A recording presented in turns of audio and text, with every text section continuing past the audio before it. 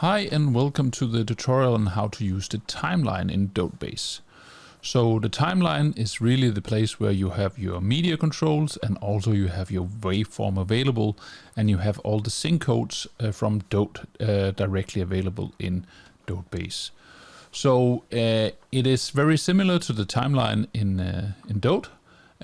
You can of course play the video and using the shortcuts. We will just show you that. If you want to learn more about the shortcuts, please look at the online help guide. You will see all the different shortcuts.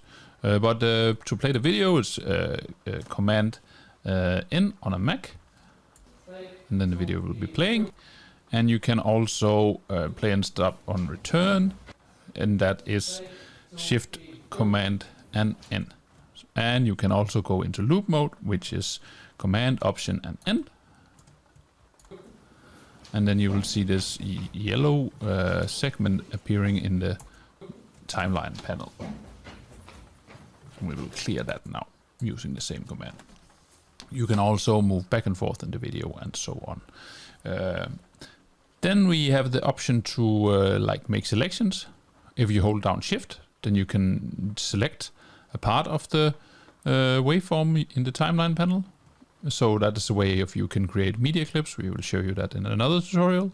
And you can also do a selection between different sync codes. So here you have two sync codes, which you have created in DOTE.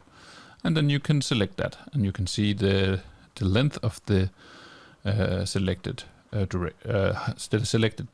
part of the waveform.